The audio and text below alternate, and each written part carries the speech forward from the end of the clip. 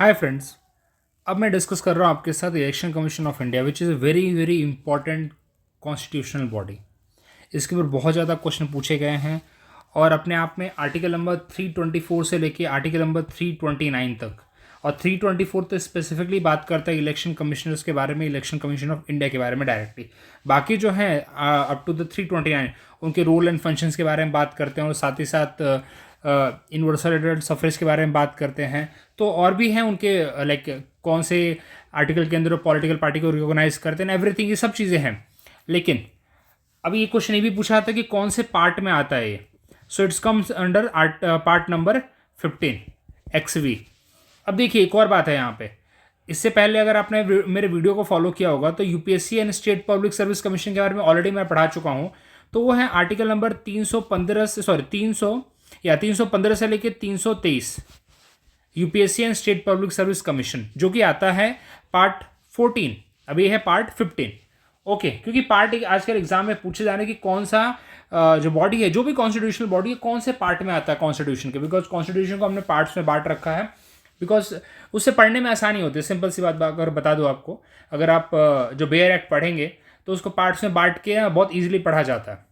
ठीक है, कि कौन सा पार्ट पब्लिक सर्विस से डील करता है, कौन सा पार्ट इलेक्शन से डील करता है, कौन सा पार्ट यूनियन एग्जीक्यूटिव से डील करता है, कौन सा पार्ट स्टेट एग्जीक्यूटिव से डील करता है।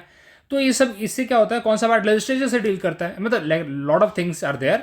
बट पॉइंट वही है कि इससे पढ़ने में थोड़ी आसानी मिलती है और कुछ नहीं है। बट एग्जाम में आजकल ये पार्ट्स पूछे जाते हैं, that's why it's become very important for us to read that, और थोड़ा दिमाग में रखें हम लोग, 2-3 बार उसकी प्रैक्टिस करें तो बहुत ईजी हो जाएगा।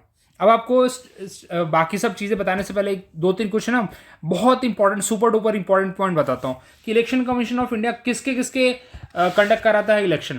पहला कंडक्ट कराता है वो प्रेसिडेंट के। आप अगर नहीं देखा है तो आपने प्रेसिडेंट का टॉपिक जाके देखिए, मेरे चैनल पे है। दूसरा है वाइस प्रेसिडेंट। तीसरा है पार्लियामेंट बोलिए आप, या फिर लोकसभा और राज्यसभा के इलेक्शंस कंडक्ट कराता है। बिकॉज जब मैं पार्लियामेंट बोलता हूँ तो ऑलरेडी मैं प्रेसिडेंट को ऐड कर देता हूँ वहाँ पे। ठीक है, तो एग्जाम में आया कि पार्लियामेंट का इलेक्शन कंडक्ट कराता है इलेक्शन कमीशन ऑफ इंडिया, तो टोटली करेक्ट आंसर होगा, because Lok Sabha is a part of parliament, Rajya Sabha is a part of parliament and president is also the part of parliament. तो तीनों यहाँ पे पार्ट ऑफ द पार्लियामेंट है और तीनों का इलेक्शन कंडक्ट कराने की duty election commission of India की ही है। सो दैट्स वाई यहाँ पे अगर एग्जाम में क्वेश्चन आए कि the election of the entire parliament is conducted by the like house ever they frame in the statement, but उसका कंटेक्स्ट यही रहेगा, तो definitely the statement will be correct. Okay, vice president again election conducted by the election commission of India. और state legislative assembly, इसके भी election conduct कौन कराता है, इलेक्शन कमीशन ऑफ इंडिया। अब आप ये सोचेंगे कि यार स्टेट का पार्ट है तो ये तो स्टेट इलेक्शन कमीशन ने कराना चाहिए। तो पहली बात देखिए, स्टेट इलेक्शन कमीशन हमारे इंडिया में फॉर्म हुआ था 73rd and 74th constitutional amendment के बाद। और 73rd एंड 74th अगर आपको पता नहीं है तो बता दूं, both are dealing with panchayat, 73rd is dealing with panchayat and 74th dealing with municipality. और बोथ आर, इसको क्या बोलते हैं, इसको बोलते हैं लोकल बॉडीज। ठीक है, तो इसके इलेक्शन कराने की जो ड्यूटी है it is under the state public service commission of India के पास है, जो हर एक स्टेट का अपना स्पेसिफिक होता है और इनके इलेक्शंस को कंडक्ट कराता है। ठीक है, otherwise election commission of India का गठन हुआ था तो उसको ड्यूटी यही देती कि भाई आप ये 4 जगह की इलेक्शंस कंडक्ट कराओगे, और सबसे बड़ी ड्यूटी तो ये थी कि आपको लोकसभा के इलेक्शन कराने पहले, और साथ ही साथ स्टेट लेजिस्लेटिव असेंबली के इलेक्शंस कराने आपको। तो जो पहला इलेक्शन हमारी कंट्री में 1951 में हुआ था, तो one of the biggest challenge इनके पास यही था कि हमें इलेक्शन कंडक्ट कराना, तो इतने बड़े इलेक्टोरल रोल प्रिपेयर करना पड़ेगा एंड ऑल। उस टाइम तो ऑनलाइन भी नहीं था ये सब चीज़ें, तो it took lot of time. Okay, बहुत ज़्यादा वहाँ पे गवर्नमेंट ऑफ इंडिया की तरफ से बहुत ज़्यादा वहाँ पे रिसोर्सेज यूज़ करने पड़े थे। और आपको पता ही है कि जब इलेक्शन कंडक्ट होता है तो यहाँ तक कि जो गवर्नमेंट टीचर्स होते हैं they are also the part of the mechanism. अगर आपने देखा हो किसी के माँ बाप होंगे जो गवर्नमेंट में होंगे या फिर जो प्राइवेट में भी होंगे तो उनको एनरोल किया जाता है, ड्यूटीज़ लगती हैं। ठीक है, तो ये सब उसका पार्ट है। चलिए उसके ऊपर बाद में डिस्कस करेंगे, वो इलेक्शन कमीशन ऑफ इंडिया के अंदर ही आता है वो सारी चीज़ें, कि कैसे वो ड्यूटी एलोकेट करता है, क्या करता है, वो हम आगे पढ़ेंगे। चलिए, ये इंपॉर्टेंट है यहाँ पे जो आपको बताया मैंने। अब देखिए आर्टिकल 324 डायरेक्टली बात करता है यहाँ पे, and is a constitutional body, सबसे बड़ी बात है, ये भूलना नहीं है। ऐसे बहुत सारी और कॉन्स्टिट्यूशनल बॉडी हैं, और साथ ही साथ नॉन कॉन्स्टिट्यूशनल बॉडी ऐसे ऑप्शन में दिया जाता है कि 4 आपको देंगे, उसमें से पूछेंगे कौन सी कॉन्स्टिट्यूशनल बॉडी है, कौन सी नॉन कॉन्स्टिट्यूशनल बॉडी है। बहुत बार क्वेश्चन पूछा हुआ है, बहुत बार, numerous time they have asked the question. ठीक है, अब इसके मेंबर्स क्या हैं? इसके मेंबर है chief election commissioner and 2 election commissioner. देखिए, इसके ऊपर मैं आपको हिस्ट्री थोड़ी बताऊंगा इसकी, लेकिन आपको ये बात दिमाग में रखना है कि स्टार्टिंग में जब हमारा इलेक्शन कमीशन बना था, गठन हुआ था उसका, तो उस टाइम पे it was a single member body. Single member body मतलब क्या होता है कि सिर्फ चीफ हुआ करते थे, एक ही वहां पे इलेक्शन कमिश्नर हुआ था, उसको चीफ बोलिए या इलेक्शन कमिश्नर बोलिए, लेकिन सिर्फ एक होता था। ओके, और जब हमारा गठन हुआ था तो उस टाइम 21 साल होती थी एज, 18 साल नहीं होती थी। आज तो 18 साल है ना, उस टाइम 21 साल हुआ करती थी एज। अब 21 साल के अगर हैं तो you are allowed to cast the vote. ठीक है, उस टाइम पे जो एज होती थी यूनिवर्सल एडल्ट सफरेज की जो एज थी, एक स्टैंडर्ड एज 21 साल थी, लेकिन 1999 में क्या किया गया, एज को कम कर दिया गया। ठीक है, इसकी एज को कम कर दिया गया, 21 से 18 कर दिया गया। 21 से 18 कर दिया जब, तो ऑफकोर्स सी बात, एज आपने कम किया तो definitely there must be some constitutional amendment. तो इसको किया गया था by the constitutional amendment 61st। ये आपको एग्जाम में बहुत बार पूछा गया है कि 61st कॉन्स्टिट्यूशनल अमेंडमेंट के थ्रू क्या हुआ था। तो भाई 21 साल से लेकर 18 साल किया गया था। और जब 21 साल से 18 साल आप करेंगे तो डेफिनेटली और भी बहुत सारा क्राउड आएगा जो अब इलेक्शन में पार्ट लेगा, उसके लिए इलेक्टोरल रोल प्रिपेयर करना है, अगेन ड्यूटी बड़ी हो रही है, रिस्पॉन्सिबिलिटी ज़्यादा हो रही है। सो दैट्स वाई उसके बाद क्या किया गया कि जो 1 मेंबर बॉडी था उसको मल्टी मेंबर बॉडी किया गया, मतलब 2 और इलेक्शन कमिश्नर्स साथ में जोड़े गए। ठीक है, 2 इलेक्शन कमिश्नर्स और साथ में जोड़े गए। तो इसका मतलब हमारे कॉन्स्टिट्यूशन में सबसे पहले प्रावधान सिर्फ एक ही का था।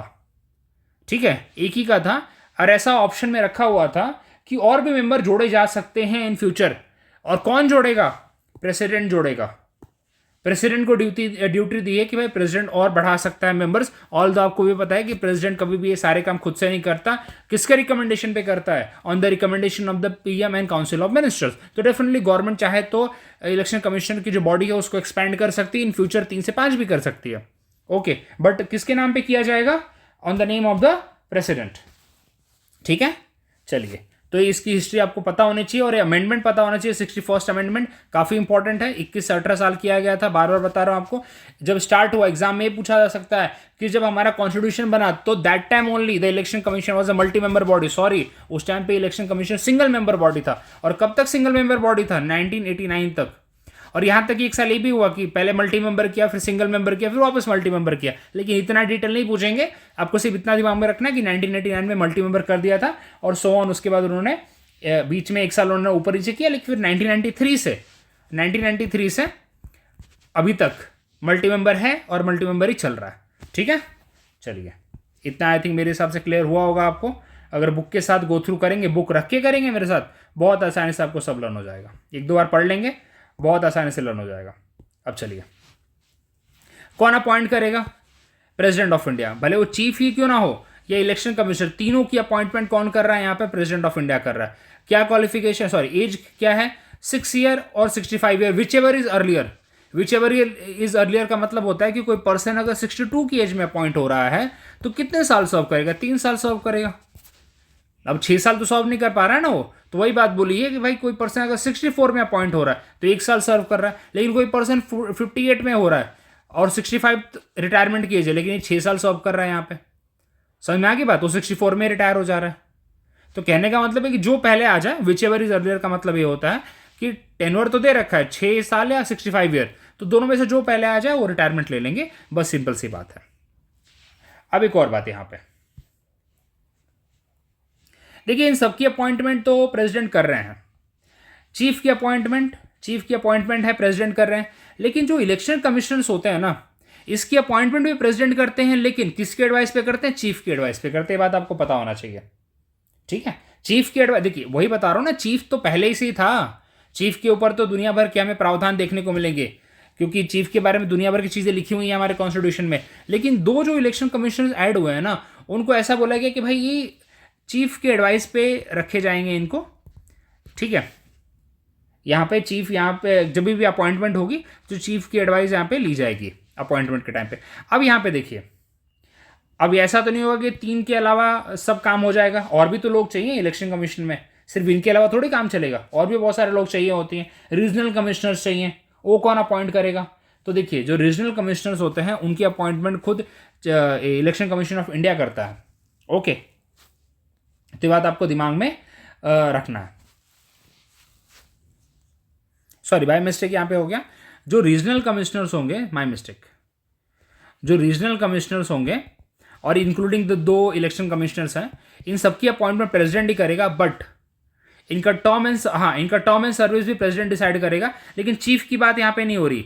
चीफ के लिए कंडीशन क्या दे रखी है यहाँ पे? चीफ के लिए कंडीशन दे रखी है 6 साल एंड 65 ईयर्स। अदरवाइज बाकी जो रीजनल कमिश्नर्स हैं और प्रेसिडेंट जो 2 इलेक्शन कमिश्नर्स हैं, इनकी जो अपॉइंटमेंट है वो प्रेसिडेंट कर रहा है on the advice of the chief.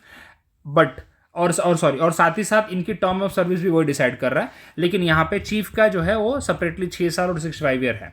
Okay, चलिए आगे बढ़ते हैं। यहाँ पे ये थोड़ा सा कन्फ्यूजन रहता है कभी कभी। ओके, अब यहाँ पे देखते हैं। अब 3, पहली बात है कि मल्टी मेंबर बॉडी है। तो जब मल्टी मेंबर बॉडी है तो डिसीजन मेकिंग कैसे होगा? अभी भी तो हो सकता है कि भाई 2 जो इलेक्शन कमिश्नर्स है वो चीफ के एडवाइस पे आए हैं, तो ऐसा भी तो हो सकता है भाई वो दब के रहे हैं। बट यहाँ पे as per the TN Seshan case, supreme court ने बोला है भाई कि जो डिसीजन लिया जाएगा वो मेजॉरिटी के बेसिस पे लिया जाएगा। ऐसा नहीं है कि यहाँ पे चीफ की चलेगी। अगर 3 लोगों का डिसीजन है, 3 लोग कोई डिस्कस कर रहे हैं किसी टॉपिक पे, आज कोई डिसीजन लेना है, तो 2 जिस साइड रहेंगे 2:1 के रेशियो में डिसीजन लिया जाएगा, वो जैसे भी हो, क्योंकि यहाँ पे आपको टाई होने का कोई समस्या ही नहीं है। तो मैं मेजॉरिटी वोट जो भी होगा डिसीजन लिया जाएगा and that will follow. Okay, वो चीफ को भी उनकी बात माननी पड़ेगी, सिंपल सी बात है। और सबको, तीनों को यहाँ पे ऐसा नहीं कि चीफ को ज़्यादा पावर दे रखी है, यहाँ पे तीनों को all have equal power, all have equal power. इनको सैलरी भी उतनी ही मिलती है, सबको बराबर की सैलरी मिलती है यहाँ पे, ठीक है। On the basis of the बाकी अलाउंसेस में भी डिफर करे, बट सैलरी जो होती है इनकी वो सेम मिलती है। एक्सपीरियंस के बेसिस पे भी तो होगी, ठीक है। अब अगर गवर्नमेंट सर्विस में है तो आपको समझ में आ रहा होगा ये सब चीज़ें, तो उसके बेसिस पे सैलरी अलाउंसेस इनके चेंज होते हैं। लेकिन एज पर द जो कॉन्स्टिट्यूशन बुक में लिखा है कि all have must have receive the equal salary. Okay, मतलब तीनों की पावर यहाँ पे बराबर है। और डिफरेंस ऑफ ओपिनियन होगा तो डिसीजन मेकिंग कैसे होगी? ऑन द मेजॉरिटी वोट्स पे होगी, मतलब 2:1 के रेशियो में होगी। सिंपल सी बात है, ये यहाँ पे इसका मतलब है। चलिए आगे बढ़ते हैं। यहाँ पे अब इनका टेन्योर कैसे सिक्योर है भाई? देखिए, पहली बात है कि आपने अपॉइंट तो कर दिया, बट तो क्या ये लोग on the pleasure of the president पे काम करेंगे क्या? ये भी तो हो सकता है ना कि प्रेसिडेंट ने अपॉइंट किया है तो प्रेसिडेंट के प्लेजर पे काम हो। नहीं, यहाँ पे प्रेसिडेंट के प्लेजर पे काम नहीं होता है। यही तो कॉन्स्टिट्यूशनल बॉडीज़ के फायदे होते हैं कि जब कॉन्स्टिट्यूशनल बॉडी कोई बनती है तो वहाँ पे प्रेसिडेंट अपॉइंट कर सकता है, प्रेसिडेंट अपनी मर्जी से उनको रिमूव नहीं कर सकता है। ये बहुत बड़ी बात होती है, तभी उनकी इंडिपेंडेंस बनी होती है, तभी जाके वो एक अपने एक कॉन्फिडेंस होता है काम करने का, वो कर पाते हैं। अदरवाइज प्रेसिडेंट अगर कभी भी रिमूव कर पाता तो डेफिनेटली वहाँ पे गवर्नमेंट का इंटरफेरेंस रहता, करेक्ट, क्योंकि प्रेसिडेंट अपनी मर्जी से क्यों रिमूव करेगा? गवर्नमेंट चाहेगी तभी तो रिमूव करेगा। तो यहाँ पे अपॉइंट कर सकता है लेकिन रिमूव नहीं कर सकता है। और रिमूव करने के लिए 2 कंडीशन है। पहला है कंडीशन क्या है? मिसबिहेवियर, और दूसरा है इनकैपेसिटी।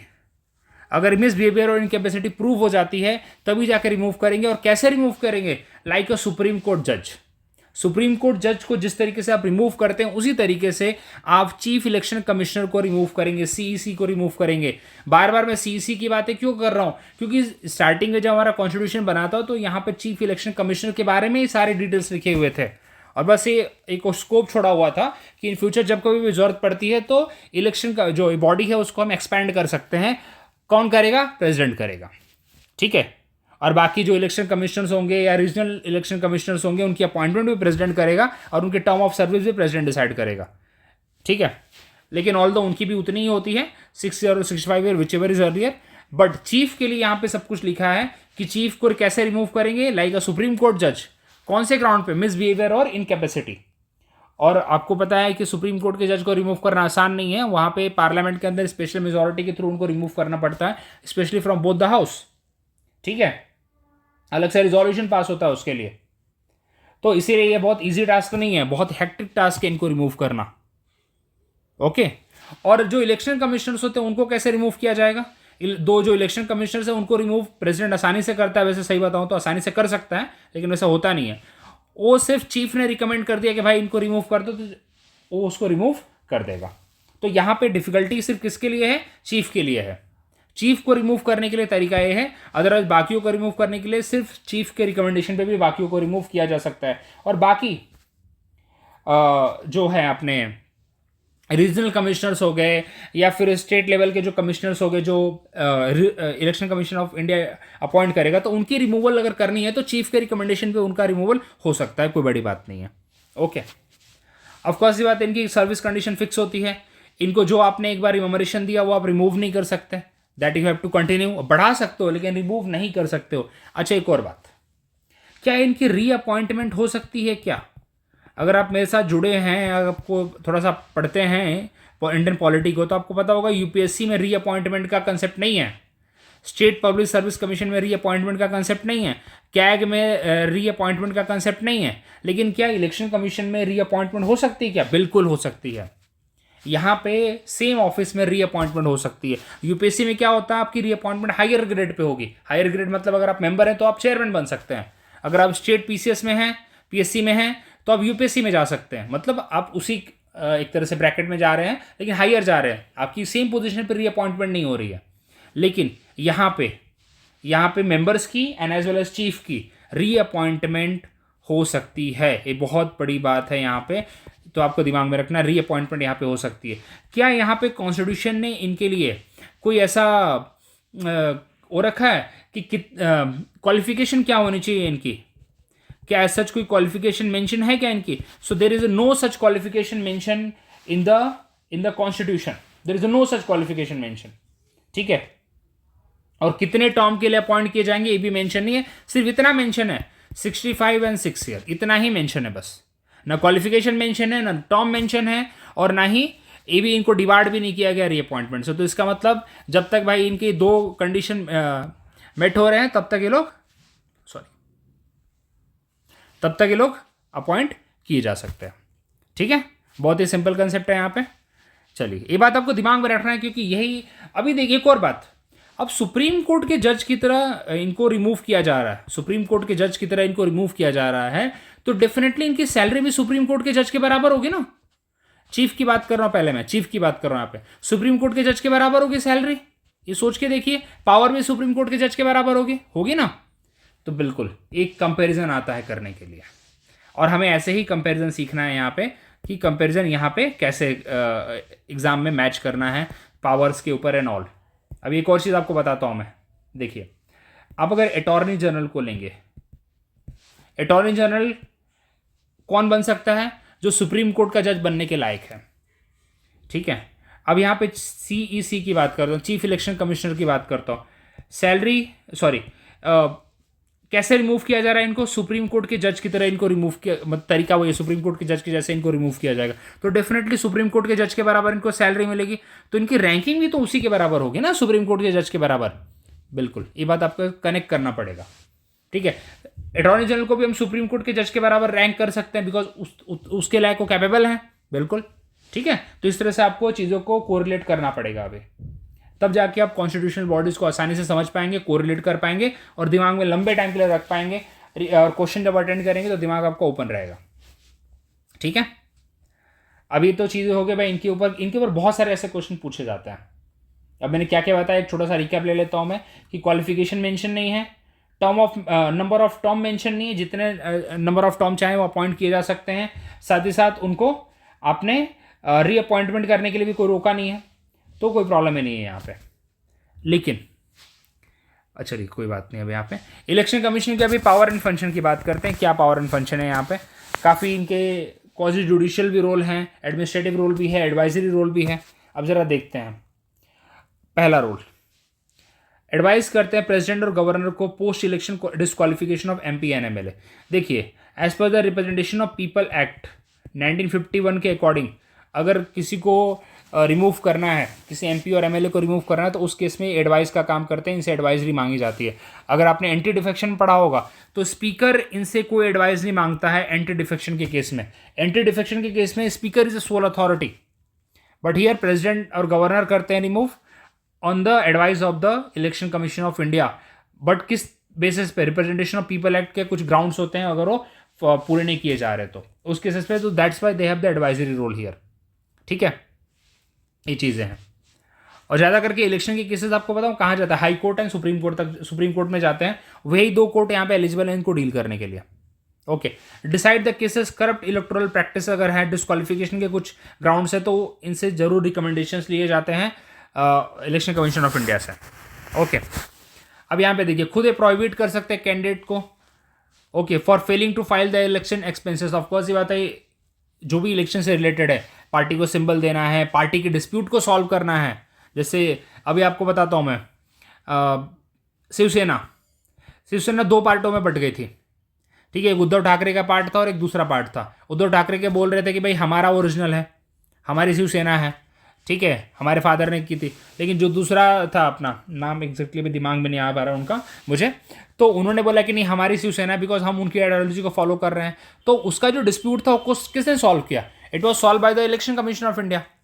ठीक है, because election commission of India की ड्यूटी है कि पॉलिटिकल पार्टीज के सिंबल्स के ऊपर जो भी प्रॉब्लम आती है उसको आप सॉल्व करिए। Same goes with NCP. एक अजीत पवार जी की पार्टी बन गई और एक शरद पवार जी की पार्टी बन गई, और दोनों जबकि एनसीपी हैं। तो दोनों के जो सिंबल बांटने का है, दोनों का नाम कैसे चेंज होगा, क्या होगा, वो यहाँ पे कौन डिसाइड करेगा? Election commission of India decide करेगा। ठीक है, तो और कैंडिडेट्स को प्रोहिबिट भी कर सकते हैं कि, और कैंडिडेट्स की पूरी जो होती है ना नॉमिनेशन पेपर, भाई उन्होंने फाइल किया कि नहीं किया, तो हर एक चीज़ को चेक करने का काम है इनका। ये छोटा मोटा काम नहीं है, यहाँ तक कि स्क्रूटनाइज करने का काम है नॉमिनेशन पेपर को। ये इनके काम है। आपको पता होगा, अगर इलेक्शन के बारे में आपको थोड़ा आइडिया है तो definitely all this things are done by the election commission of India. अब देखिए, डिलिमिटेशन जो बनता है, डिलिमिटेशन हमारी कंट्री में एक क्वेश्चन पूछा हुआ है वैसे, कि डिलिमिटेशन कितनी बार हमारी कंट्री में हुआ है? तो हमारी कंट्री में डिलिमिटेशन 4 बार, डिलिमिटेशन कमीशन 4 बार सेटअप हुआ है। 1952, 1962, 1972 और 2002, ये 4 बार है। ठीक है, तो उसके अकॉर्डिंग कॉन्स्टिट्यूंसीज को बांटा जाता है, और अभी जो चल रहा है वो 2002 के बेसिस पे ही चल रहा है। तो उस केसेस पे इलेक्शन कमीशन ऑफ इंडिया वहाँ पे रिकमेंडेशन देता है और कॉन्स्टिट्यूंसीज को, टेरिटोरियल एरियाज को बांटता है। आप देखते हैं ना, हम कॉन्स्टिट्यूंसी वर्ड सुनते हैं, तो उसको चेंज करना on the basis of the population वो इलेक्शन कमीशन ऑफ इंडिया ही करता है। और वैसे बता दो, डिलिमिटेशन कमीशन की जो रिकमेंडेशंस होती हैं वो गवर्नमेंट को माननी पड़ती हैं। डिलिमिटेशन कमीशन भी करेंगे जब बताऊंगा आपको मैं। ठीक है, काफ़ी हाई पावर्ड बॉडी होती है वो। ठीक है, इलेक्टोरल रोल को प्रिपेयर करना है। आप देखते होंगे कि अगर आप 18 साल के नहीं हुए हैं, जब 18 साल के हो जाते हैं तो आपका इलेक्टोरल रोल में नाम आ जाता है। तो डेफिनेटली ये काम इन्हीं का होता है, इसको अपडेट करने का, टाइम टू टाइम पे चेंज करने का। ओके, अब यहाँ पे इलेक्शन डेट और उसके शेड्यूल्स डिसाइड करना है। आपको पता है कि जब इलेक्शन डेट लोग जिस दिन अनाउंस करते हैं उसी दिन से मॉडल कोड ऑफ कंडक्ट लागू हो जाता है, जिसको हिंदी में बोलते हैं आचार संहिता, ये लागू हो जाता है। तो इसका मतलब मॉडल कोड ऑफ कंडक्ट को रेगुलेट करने का काम भी इलेक्शन कमीशन ऑफ इंडिया ही करती है। अगर जो political party model code of conduct को फॉलो नहीं करती, उनको पेनल्टी लगाती है। वैसे तो बोलते हैं कि model code of conduct as such कोई मैंडेटरी नहीं है, लेकिन फिर भी अब लागू किया है तो इलेक्शन कमीशन ऑफ इंडिया उसको देखती है। इलेक्शन कमीशन ऑफ इंडिया यहाँ पे एक्सपेंसेस को देखती है कि पार्टी को जितना एक्सपेंस अलॉट किया था उतना उन्होंने मतलब कैसे यूज़ किया है। ठीक है, तो ये सब चीज़ें अगेन वही पॉलिटिकल पार्टी को रिकॉग्नाइज करना, उनको इलेक्शन सिंबल देना। कुछ इलेक्शन सिंबल रिजर्व करके रखे जाते हैं। अगर मैंने एक पॉलिटिकल पार्टी बनाई तो क्या जाके मैं कमल का सिंबल ले लूंगा? अरे कमल का सिंबल नेशनल पार्टी को रिजर्व है, तो इसका मतलब होता है कि रिजर्व किसके लिए करना है, किसको नेशनल पार्टी का दर्जा देना, किसको स्टेट पार्टी का दर्जा देना, ये कौन करेगा? ये इलेक्शन कमीशन ऑफ इंडिया करेगा, सुप्रीम कोर्ट नहीं करेगा भाई। ये सब चीज़ें, तो ये बात आपको पता होना चाहिए। ये सारी चीज़ें हैं। ठीक है, तो होपफुली मैं कोशिश की मैंने पूरा आपको बताने की कि इनकी ड्यूटीज़ क्या होती हैं, क्या क्या काम करते हैं। ठीक है, एक क्वेश्चन ये पूछा जाता है कि इलेक्शन का अनाउंसमेंट तो ये लोग करते हैं, लेकिन रिकमेंडेशन कौन देता? तो देखिए, रिकमेंडेशन मतलब कौन बोलता है कि अब इलेक्शन कराए जाने चाहिए, तो गवर्नमेंट देती है। ये बात आपको पता होना चाहिए। ठीक है, डेट का अनाउंसमेंट, शेड्यूल का इनका काम है सब कुछ करना, लेकिन उनको बोलता कौन है इलेक्शन कराने के लिए? ठीक है, इनको बोला तो जाएगा ना भाई कि आप इलेक्शन, ये तो गवर्नमेंट ऑफ इंडिया करती है वो बात आपको पता होना चाहिए, एग्जाम में पूछा हुआ क्वेश्चन है। ठीक है, so who decide the schedule and every notification, who give the notification? Election commission of India. But who recommend and who like tell them to do so? That is government. Okay, तो ये सब चीज़ें हैं। यहाँ तक इनकी ये भी एक ड्यूटी होती है कि प्रेसिडेंट को एडवाइस करना, क्योंकि देखिए जिस किसी भी स्टेट में अगर प्रेसिडेंट रूल लग गया, अगर प्रेसिडेंट रूल लगा है वहाँ पे, तो प्रेसिडेंट को पूछते हैं भाई कि यहाँ पे इलेक्शन कराने हैं या नहीं कराने हैं। ओके, तो ये सब भी ड्यूटी इन्हीं की होती है। किसी एरिया में टर्बुलेंट एरिया है, मतलब उस एरिया में भाई लॉ एंड ऑर्डर मेंटेन नहीं है, तो उस एरिया में मेक श्योर करते हैं कि भाई उस एरिया में इलेक्शन कराना है कि कैसे कराना है, वो ही बताते हैं उसके ऊपर। ठीक है, तो ये सब चीज़ें हमें इलेक्शन कमीशन ऑफ इंडिया से समझने को मिलती हैं। और कुछ अपॉइंटमेंट्स अब देखते हैं। सो यहाँ पे चीफ इलेक्टोरल ऑफिसर को अपॉइंट करते हैं वो, जो स्टेट इलेक्शंस को देखेगा। डिस्ट्रिक्ट इलेक्शन कमिश्नर्स होते हैं जो डिस्ट्रिक्ट लेवल पे इलेक्शन को देखते हैं। ओके, रिटर्निंग ऑफिसर होता है, जनरली रिटर्निंग ऑफिसर कौन होता है? डीएम साहब होते हैं रिटर्निंग ऑफिसर, जो इस एरिया का कलेक्टर होता है। एग्जाम में, यूपीएससी के एग्जाम में पूछा हुआ है, who act as a returning officer at the district level, ये करता है डिस्ट्रिक्ट मजिस्ट्रेट। रिटर्निंग ऑफिसर का मतलब होता है कि आपको इलेक्शन ड्यूटी होती है, आपको देखना होता है कि वोटर टर्नआउट कितना है, लोगों को एक तरह से सब कुछ रिक्वेस्ट करना होता है, क्योंकि देखिए मेक श्योर करना होता है कि लोग आएँ, वोटर टर्नआउट ज़्यादा हो, वो देखना होता है कि कोई रिगिंग तो नहीं हो रही है कहीं पे। तो अब देखोगे कि डीएम साहब उस दिन ना मतलब सीधा भागते रहते हैं भाई, एक पोस्ट, एक बूथ से दूसरे बूथ तक। ऑल दो हर एक बूथ पे एक रिटर्निंग ऑफिसर होता है, लेकिन देन टू ओवरऑल डिस्ट्रिक्ट का रिटर्निंग ऑफिसर कौन है? डीएम साहब है भाई। ठीक है, हर एक बूथ पे होते हैं रिटर्निंग ऑफिसर, जो मेक श्योर करते हैं कि उस बूथ का इलेक्शन प्रॉपर कंडक्ट हो। साथ ही साथ एरिया वाइज बनाए जाते हैं रिटर्निंग ऑफिसर। रिटर्निंग ऑफिसर का काम ही वही होता है, लेकिन ओवरऑल उस पूरे डिस्ट्रिक्ट का डीएम होता है। तो इस तरह से इनका पूरी ड्यूटी ये लोग बांटे जाते हैं। आपको पता है कि जब इलेक्शंस होते हैं ना, आपको एक और एक्स्ट्रा बात बताता हूँ, जब इलेक्शंस होते हैं तो बहुत सारे ऐसे स्टेट के ऑफिसर्स हो गए जो इलेक्शन कमीशन ऑफ इंडिया उनको अपने साथ जोड़ता है। ठीक है, जो उनकी अगर किसी की पोस्टिंग भी हो रही है तो बोलता है कि नहीं, थोड़े टाइम के लिए इनको इलेक्शन कमीशन ऑफ इंडिया के साथ, मतलब ड्यूटी के साथ आप जोड़िए, उसके बाद further whatever action you have to take, you take it.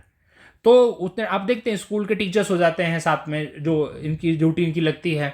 Okay, specially government की बात मैं कर रहा हूँ यहाँ पे। गवर्नमेंट की अगर कोई म्यूनसिपल कॉर्पोरेशन का कोई है एम्प्लॉयज़ होते हैं, वो यहाँ पे जुड़ते हैं। तो बहुत साथ के ना, मतलब ट्राइबल वाला कोई ऑफिसर है वो यहाँ पे जुड़ता है। तो एक तरह से काफ़ी बड़ा, एक तरह से ना बोलते हैं ना कि it is a festival. Election जब होता है it is a festival of a democracy, तो डेफिनेटली उसको पूरा मैनेजमेंट करने का काम इलेक्शन कमीशन ऑफ इंडिया करता है। तो जब इलेक्शन होते हैं, इलेक्शन का टाइम चल रहा होता है, तो उस टाइम पे बहुत स्टेट लेवल पे या लोकल लेवल पे ऑफिसर्स को, एम्प्लॉयज़ को अपने साथ, मतलब ना as a kind of election duty के लिए इलेक्शन कमीशन ऑफ इंडिया उनको रिस्पॉन्सिबिलिटी दे सकता है। तो ये है पूरा। इसके बाद जब क्वेश्चन आंसर हम करेंगे, जब हम PIQs करेंगे, तो और डिटेल में हमें समझ में आएगा। Overall I have tried my best to make you understand ये पूरा टॉपिक। एक बार आप रीड करेंगे तो आपको आसानी से समझ जाएगा। चलिए, थैंक यू वेरी मच। मिलते हैं अगले वीडियो में अगले कॉन्स्टिट्यूशनल बॉडी के साथ।